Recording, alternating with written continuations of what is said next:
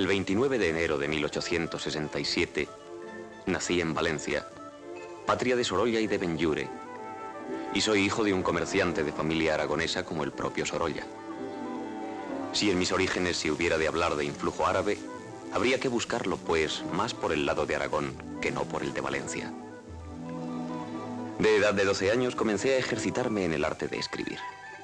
Teniendo una gran afición a la lectura, me posesionaba de cuantas obras caían en mis manos, entre ellas La vida de Jesús de Renan y varios tomos de Pi y Margall, mi futuro maestro. No se puede decir que perdiera ningún curso, pues unas semanas antes de los exámenes lo tomaba todo de memoria, con una facilidad tremenda para olvidarlo todo después.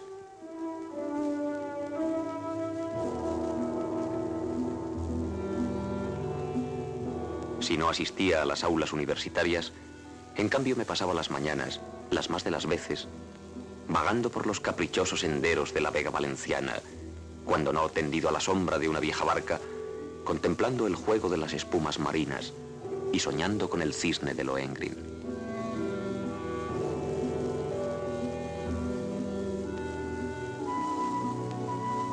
Mis novelas valencianas fueron escritas al apuntar la aurora en la pobre redacción de un periódico de vida todavía incierta, oyendo los mil ruidos de una ciudad que despierta para vivir un día más.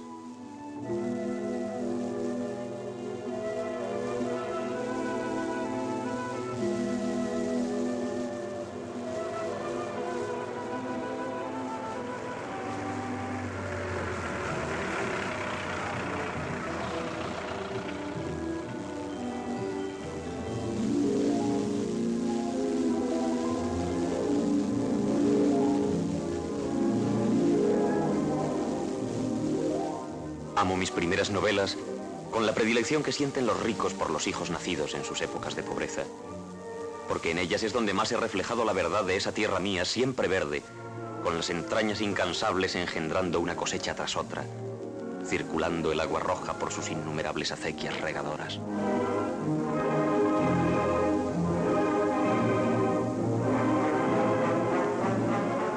Esa inmensa vega silenciosa y esplendente, con sus tonos verdes de infinitos matices, que deslumbran abrillantados por el sol de la primavera. Y los pueblos, matizando el gigantesco tablero de damas.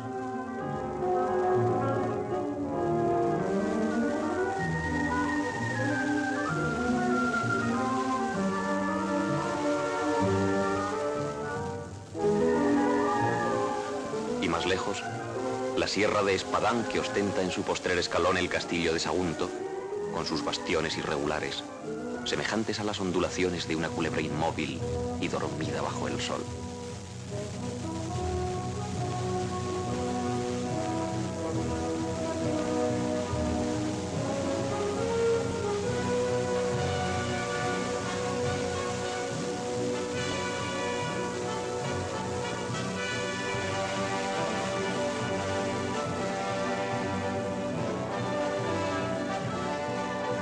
La mayoría del pueblo saguntino vivía en el campo cultivando el suelo. La ciudad era relativamente pequeña. Solo vivían en su recinto los comerciantes, los agricultores ricos, la magistratura y los extranjeros.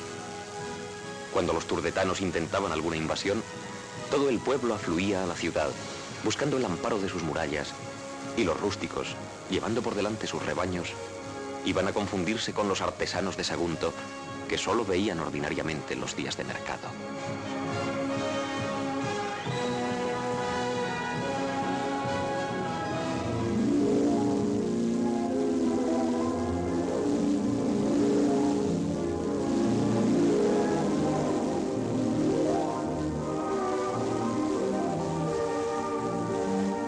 Allí estaba cuanto quería en el mundo. Los árboles que la conocieron de pequeña, y las flores que en su pensamiento inocente hacían surgir una vaga idea de maternidad. Eran sus hijas, las únicas muñecas de su infancia, y todas las mañanas experimentaba la misma sorpresa, viendo las flores nuevas que surgían de sus capullos, siguiéndolas paso a paso en su crecimiento, hasta que estallaban como bombas de colores y perfumes.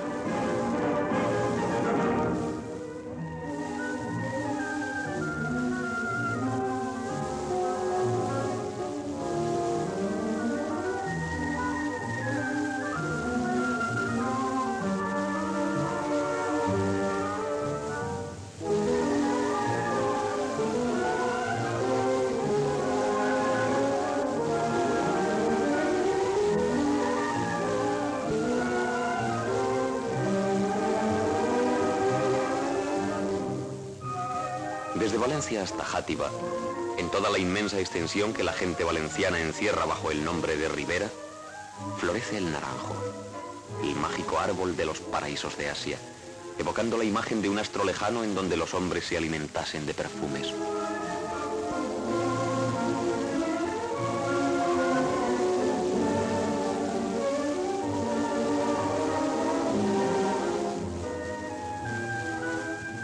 La ciudad, ensanchándose, amenazaba con tragarse la huerta en su desbordamiento de casas. Y el tío Toffol, a pesar de hablar mal de sus terruños, temblaba ante la idea de que la codicia tentase al dueño y los vendiese como solares.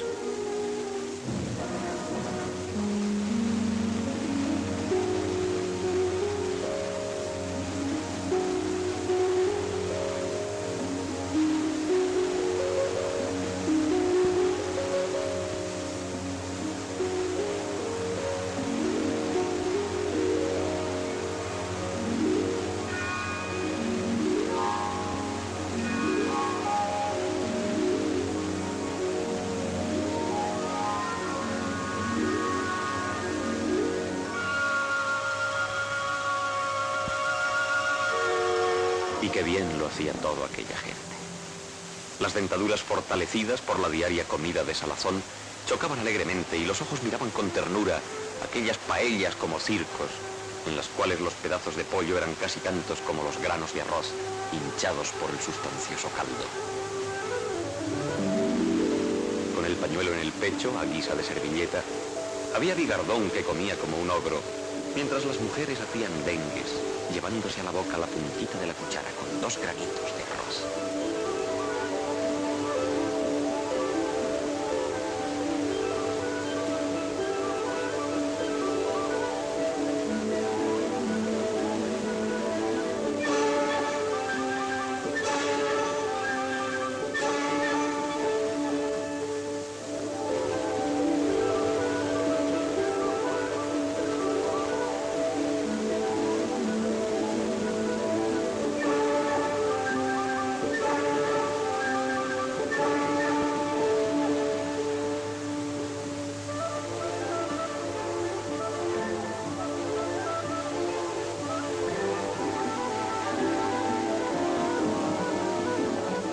En medio de este continuo pregonar, entre la descarga de ofertas a grito pelado, destácanse algunas voces melancólicas y tímidas ofreciendo medias y calcetines.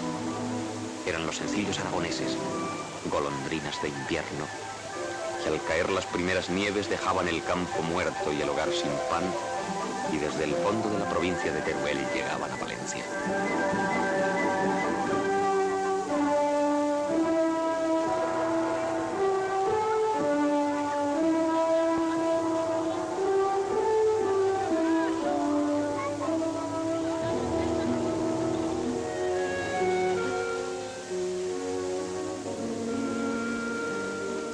Al amanecer pasaban las cigarreras y las hilanderas de seda, toda la virginidad de la huerta, y esparcíase por los campos la bendición de Dios.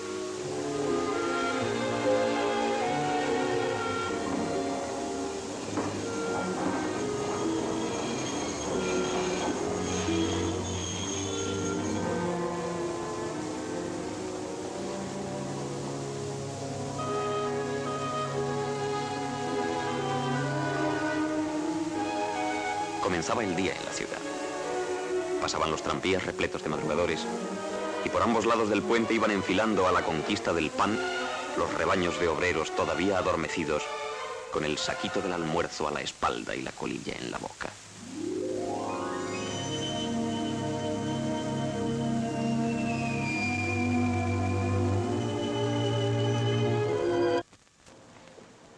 Ojos valencianos, rasgados, luminosos, sin fondo, con curiosidad insolente algunas veces, lánguidos otras, y cercados por la ojera tenue y azul, aureola de pasión.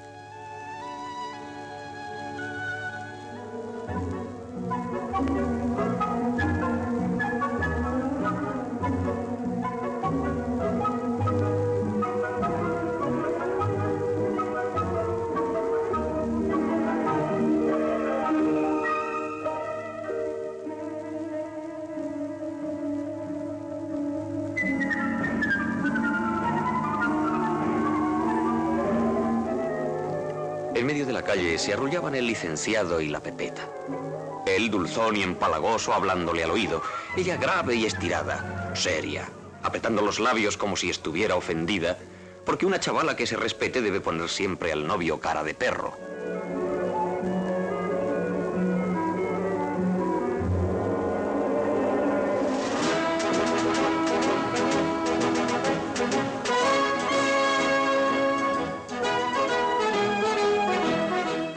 Los vestidos de seda gruesos y crujientes, con vivos reflejos metálicos. Las mantillas con sutiles y complicados arabescos. Pañolones de Manila con sus aves fantásticas volando en un cielo de seda blanca.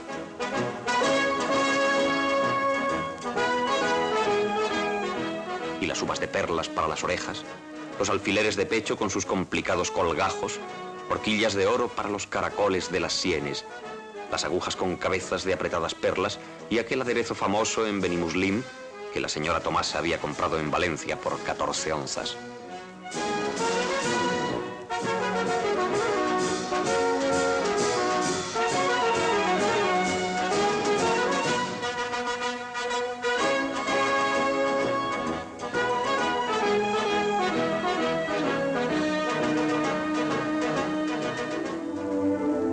El agujero del casco fue agrandado y convertido en puerta a la que se añadió un pequeño mostrador. La fúnebre barca convirtióse en cafetín de la playa, cerca de la casa donde están los bueyes para el arrastre de las embarcaciones, y no lejos de donde en verano se alinean las barraquetas de los veraneantes.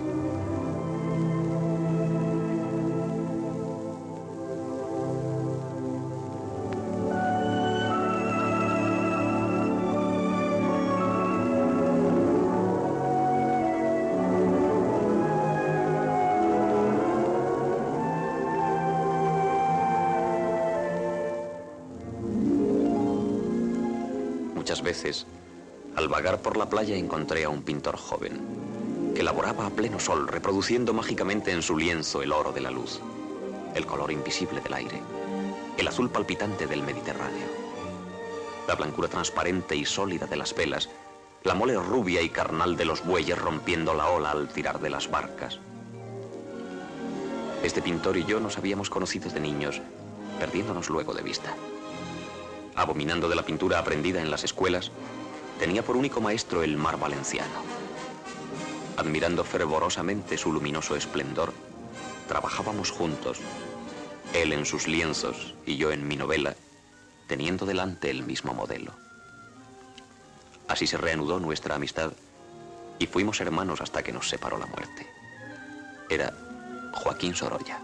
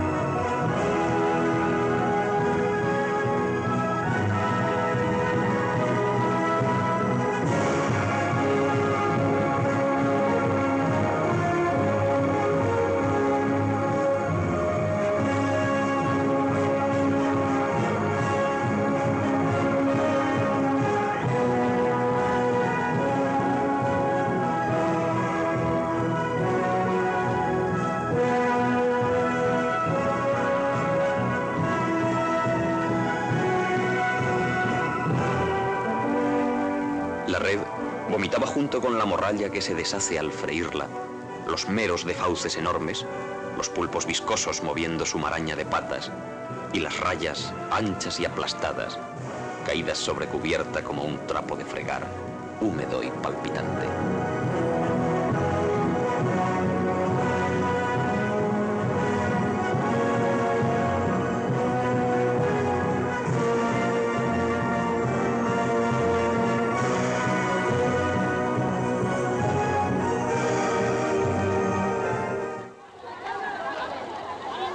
Junto a la báscula se alineaban las banastas mientras los empleados se iban irritando a causa de aquellas malas pécoras que los aturdían todas las mañanas.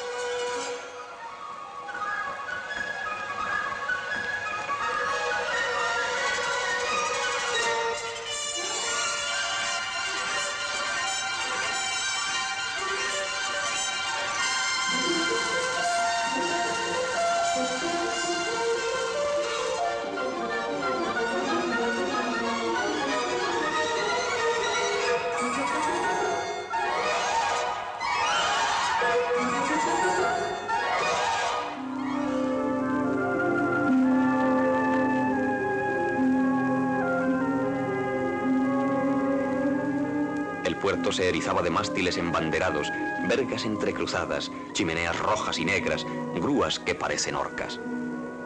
Avanzaba mar adentro la escollera de Levante como un muro ciclópeo de rojos bloques aglomerados al azar por una trepidación del suelo.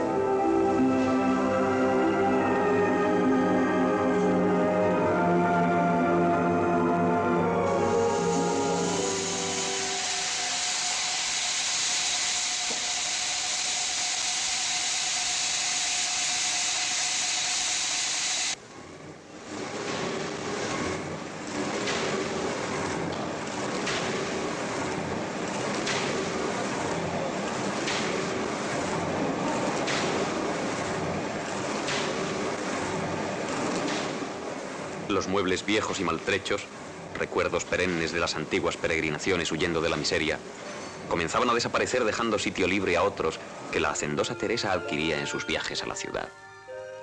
El dinero de la cosecha invertíase en reparar las brechas abiertas en el ajuar de la barraca por los meses de espera.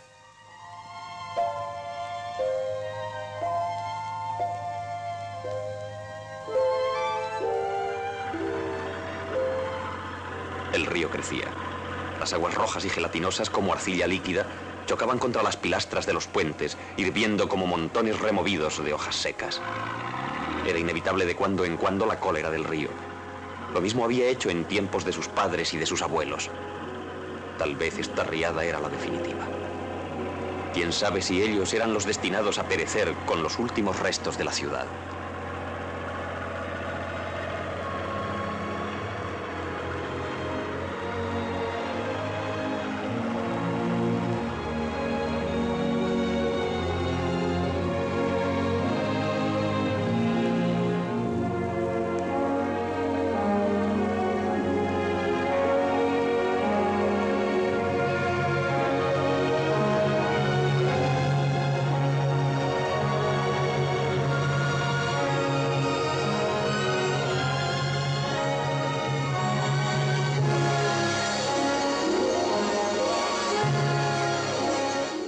Al final, junto a la dehesa que es el límite de la Albufera con el mar, se encuentra el llano de Sancha que guarda la vieja leyenda del niño pastor que se hizo amigo de una serpiente. Al hacerse hombre marchó a la guerra hasta que un día transcurridos 8 o 10 años, los habitantes del Saler vieron llegar un soldado por el camino de Valencia. Era el pastor que volvía a ver la tierra de su infancia. Al llegar al llano empezó a gritar «¡Sancha! ¡Sancha!» y vio que las altas hierbas se apartaban y aparecía a la altura de la suya una cabeza aplastada. Sancha había crecido y como en otros tiempos se enroscó a su cuello reconociéndole. Y sus anillos fueron apretando, apretando. A los pocos días, unos pescadores encontraron el cadáver destrozado del pastor que quiso ser amigo de una serpiente de la Albufera.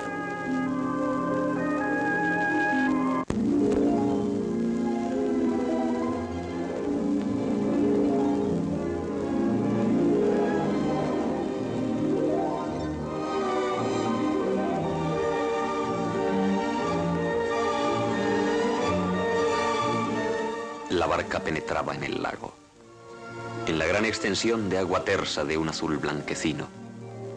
Era el Youent, la verdadera albufera. El lago libre con sus bosquecillos de cañas esparcidos a grandes distancias, donde se refugian las aves del lago.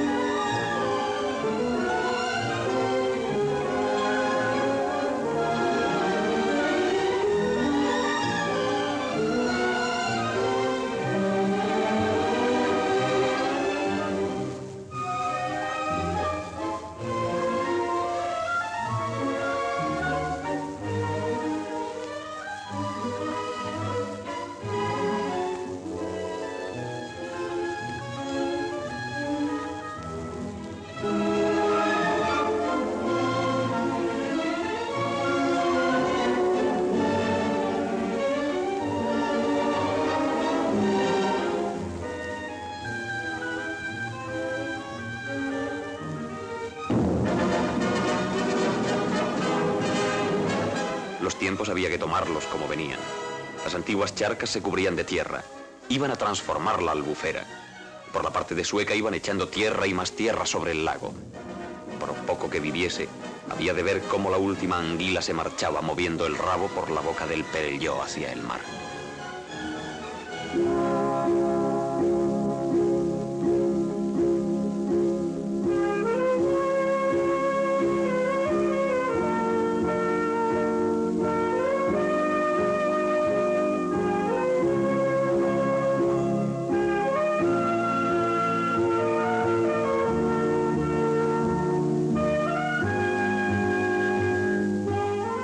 La proyectada hoguera entusiasmaba a los vecinos, siendo tema de conversación en las porterías y establecimientos de la plazuela. Todos se animaban con ese entusiasmo valenciano que se inflama al pensar en fiestas y bullicios. La falla es la fiesta popular por excelencia. Una costumbre árabe mejorada y transformada a través de los siglos hasta convertirse en caricatura audaz.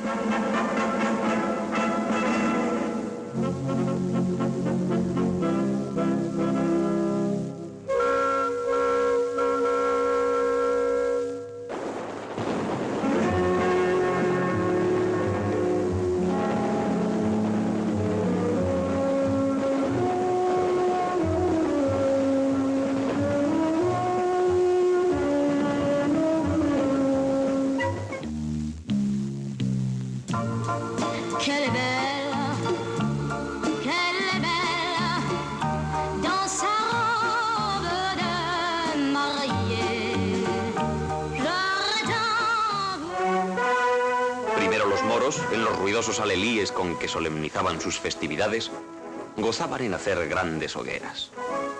Los cristianos adoptaron esta costumbre.